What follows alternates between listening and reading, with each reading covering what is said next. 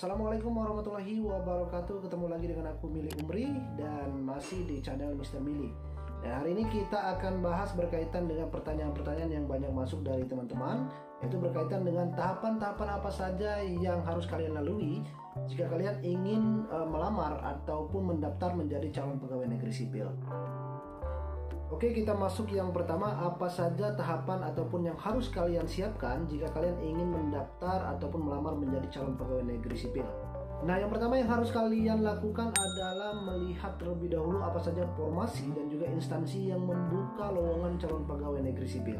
Kalian bisa melihat melalui laman resmi instansi yang membuka ataupun menerima lowongan calon pegawai negeri sipil tadi, atau kalian bisa melihat melalui laman resmi https://scnbkn.go.id.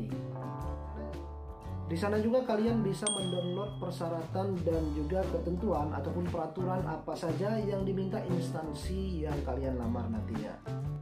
Nah, selanjutnya jika kalian sudah menentukan apa formasi yang ingin kalian lamar, tentu kalian harus membuat akun SSCN terlebih dahulu di halaman web https://scnbkn.go.id.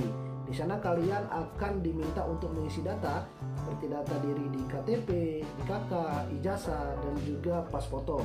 Atau jika kalian belum memiliki KTP ataupun ijazah kalian bermasalah, harus diurus terlebih dahulu dari sekarang, karena saat pembukaan nanti biar kalian nggak kelabakan pastinya. Nah, selanjutnya jika kalian sudah mengisi data dengan benar, kalian akan diminta untuk mengupload berkas dan juga foto yang harus kalian upload melalui laman sscnbkn.go.id tadi. Biasanya untuk format dokumen yang harus digunakan yaitu berformat PDF. Jadi harus kalian scan terlebih dahulu. Nah, kalau foto itu biasanya formatnya JPG. Jadi nggak boleh bentuk dokumen ataupun PDF. Jadi sebelum kalian mengupload dokumen atau foto, kalian harus memperhatikan dengan benar, karena ada pengalaman tahun 2019 atau 2018 dulu ada salah satu peserta atau pelamar yang mengupload foto, dia menggunakan ataupun mengupload foto kucing. Jadi kalian harap terlebih dahulu dan berhati-hati, karena kalau sudah mengupload dokumen dan juga mengisi data kalian sudah kalian save, maka tidak bisa dirubah lagi. Otomatis ya kalian akan terhambat peluang kalian untuk lolos menjadi calon pegawai negeri sipil. Nah, setelah selesai, kalian diwajibkan untuk mengeprint ataupun mencetak kartu bukti pendaftaran. Biasanya ini banyak lupa, jadi mereka pikir udah selesai daftar, udah selesai. Jadi nggak sebatas itu, kalian harus mencetak kartu bukti pendaftaran. Nah, kalian harus menunggu hasil pengumuman apakah kalian lulus ke tahap selanjutnya ataukah kalian terhenti di tahap registrasi. Jadi pada tahapan administrasi ini ada dua kategori. Yang pertama, kalian tidak lulus, artinya kalian tidak bisa melaju ke tahapan selanjutnya. Tapi jangan khawatir, biasanya pemerintah akan membuka masa sangga, biasanya 2 minggu setelah pengumuman dikeluarkan. Masa sangga itu berguna untuk kalian memperbaiki data diri kalian yang salah saat pendaftaran, seperti tadi mungkin salah mengupload foto, salah memasukkan nomor ijazah, ataupun salah menginput nama kalian pada laman sscnbkn.go.id. Kalian akan diberi waktu, diberi rentang selama 2 minggu.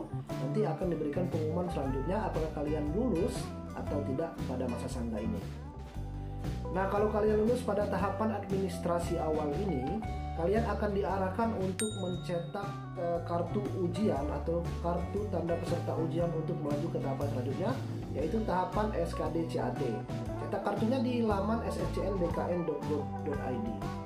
Tapi untuk beberapa instansi biasanya ada pengecualian seperti Kemenkumham ataupun Kementerian Hukum dan HAM untuk formasi penjaga tahanan. Biasanya kalian belum diarahkan untuk mencetak kartu peserta ujian dan kalian harus melewati satu tahapan lagi, yaitu verifikasi berkas asli. Nah, pada verifikasi berkas asli ini untuk formasi penjaga tahanan, kalian harus datang di kantor wilayah ataupun tempat yang sudah ditentukan. Di sana kalian akan menunjukkan berkas-berkas asli kalian seperti KTP asli, ijazah asli, dan juga KK dan juga transkrip nilai kalian. Nah, di sana juga akan dilaksanakan pengukuran tinggi badan. Jadi seperti video yang sudah saya jelaskan kemarin, untuk cewek tinggi badan minimal 155, untuk cowok tinggi badan minimal 160 cm. Dan setelah kalian melewati tahapan verifikasi berkas asli tadi, pada hari itu juga kalian akan diberikan kartu ujian ataupun kartu tanda peserta ujian untuk kalian melaju ke tahap selanjutnya, yaitu tahapan SKDCAT. Nah, setelah kalian mendapatkan kartu, kalian akan diberikan rentang waktu sekitar 1 bulan. Biasanya diberi rentang 1 bulan untuk kalian melakukan persiapan, untuk kalian belajar sebelum nantinya kalian ikut dalam tes SKDCAT ini tadi. Nah, pada tahapan SKDCAT ini banyak sekali peserta yang gugur alias tidak bisa melaju ke tahapan selanjutnya dikarenakan beberapa faktor. Yang pertama, tidak tercapainya nilai ambang batas yang telah ditentukan. Karena sistem CAT ini terbagi menjadi 3, ada soal TWK, ada soal TIO dan juga TKP. Setiap jenjang soal ataupun kategori soal tadi memiliki nilai passing grade masing-masing, dan ketiganya kalian harus lulus. Jika salah satu passing grade, salah satu kategori tidak memenuhi nilai ambang batas, maka kalian tidak akan bisa lanjut walaupun nilai kalian besar. Dan yang kedua, jikapun kalian lulus melewati nilai ambang batas ataupun kalian melewati passing grade, kalian belum otomatis melaju ke tahapan selanjutnya, dikarenakan akan diambil atau hanya akan diambil 3 kali formasi untuk melaju ke tahap selanjutnya, yaitu tahapan SKB, dan dilakukan sistem perankingan. Misal formasi yang diterima itu 3 orang, artinya 3 dikali 3 itu sama dengan 9. Hanya ranking 1 sampai ranking 9 yang masuk ke tahapan selanjutnya, yaitu tahapan SKB. Jadi pada tahapan SKDCAT ini kalian harus benar-benar belajar dengan baik. Nah, jika kalian memiliki uang, kalian bisa mengikuti bimbel. Tapi kalau tidak ada, kan di internet, di Google, atau juga kalian bisa searching di YouTube, itu kan banyak contoh-contoh soal dan juga materi-materi soal SKDCAT ini. Jadi kemarin ada salah satu pelamar yang tanya dengan aku, "Kak, apakah soal pada seleksi SKDCAT ini itu semua instansi sama saja, tidak ada bedanya? Kalian mau ikut formasi penjaga tahanan, kalian ikut formasi misalkan perawat, guru, bidan dan sebagainya, tidak ada membedakan. Semua soal yang ada yang diujikan pada tes SKDCAT ini, semua formasi itu sama. Mungkin diacak aja dari satu tempat dan tempat lain. Misal di Papua soalnya sama dengan di Aceh, seperti itu. Jadi tidak ada beda. Nah, setelah kalian berhasil melewati tahapan SKDCAT ini, kalian akan melaju ke tahapan selanjutnya, yaitu tahapan SKB ataupun seleksi kompetensi bidang. Untuk tahapan seleksi kompetensi bidang ini, teknis pelaksanaannya akan dikembalikan ke instansi dengan menimbangkan jabatan. Formasi yang dilamar itu bisa berbeda-beda sesuai kebutuhan dan beban kerja nantinya. Artinya setiap instansi itu SKB-nya itu tidak sama. Seperti formasi, contohnya formasi penjaga tahanan, itu SKB-nya bisa kesemaptaan. Untuk formasi itu guru, bisa juga SKB-nya yaitu praktek mengajar, dan juga ada juga sistem CAT lagi. Tapi soal CAT-nya itu menjurusi kepada formasi yang kalian ikuti. Nah, karena aku basicnya Kemenkumham, jadi aku akan jelaskan SKB Kemenkumham untuk formasi penjaga tahanan.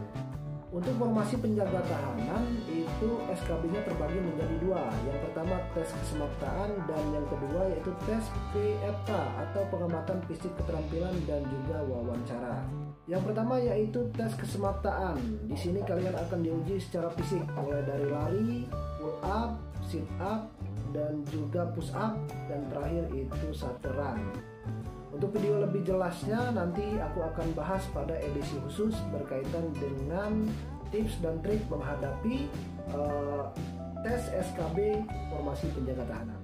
Dan yang kedua yaitu tes PFK, pengamatan fisik, uji keterampilan dan juga wawancara. Di sini kalian akan diamati fisik kalian seperti yang aku bilang pada video selanjutnya.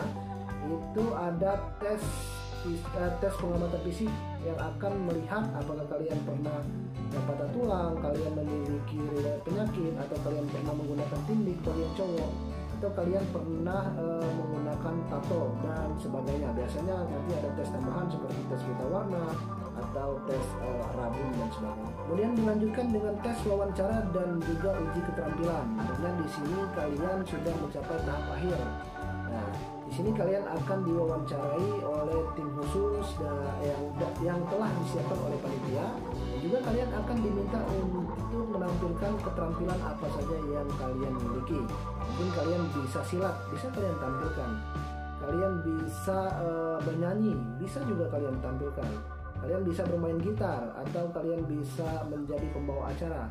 Apa saja yang kalian miliki, keterampilan-keterampilan yang kalian miliki, kalian silakan tampilkan. Jadi nggak usah malu-malu. Misalkan, oh aku ada bisa nyanyi nih, tapi aku malu nih di hadapan para pewawancara tadi. Nggak usah malu-malu.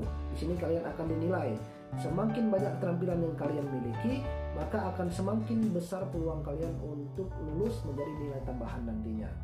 Dan sebelum-sebelumnya itu ada yang tanya, apakah uji keterampilan ini kita diwajibkan membawa sertifikat atau kita diwajibkan untuk menampilkan? Nggak harus. Kalau kalian nggak memiliki keterampilan apa-apa, nggak usah dipaksa-paksakan. Misalkan hari ini mau tes uji keterampilan, kemarin itu latihan silat atau latihan bermain gitar. Pada saat hari H, apa yang kalian dapatkan, kalian akan mempermalukan diri kalian sendiri di hadapan teman-teman yang lain yang sedang diwawancara ataupun di hadapan pewawancara itu sendiri. Dan terakhir adalah pengumuman. Nah, di sini kalian akan melihat nama kalian, biasanya akan dilakukan dengan sistem ranking.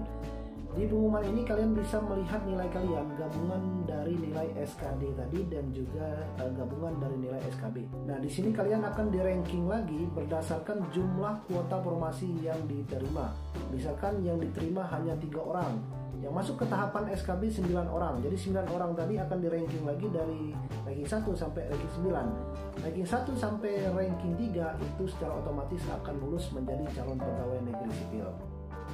Nah, mungkin itu saja yang dapat aku jelaskan berkaitan dengan tahapan-tahapan apa saja yang harus kalian lalui sebelum kalian ingin mendaftar ataupun melamar menjadi calon pegawai negeri sipil. Jadi jangan salah lagi, ini kebanyakan orang yang salah dan nggak tahu harus ngapain. Setelah CPNS dibuka, mereka bingung apa saja tahapannya, apa yang harus disiapkan, apa yang harus dilalui terlebih dahulu. Akhirnya waktu berlalu dan juga mereka nggak ngapa-ngapain alias nggak daftar untuk menjadi calon pegawai negeri sipil. Sedangkan mendaftar calon pegawai negeri sipil ini gratis alias nggak pakai biaya, cuman modal usaha dan juga doa kalian. Nah, jika kalian memiliki pertanyaan yang kurang jelas dari penjelasan aku tadi, kalian bisa tulis di kolom komentar di bawah. Nanti bakalan aku jawab satu persatu. Semoga video ini bisa bermanfaat untuk kalian yang ingin melamar ataupun mendaftar menjadi calon pegawai negeri sipil. Dan akhir kata aku ucapkan terima kasih banyak atas kalian yang sudah menonton sampai selesai. Dan aku akhiri, wassalamualaikum warahmatullahi wabarakatuh.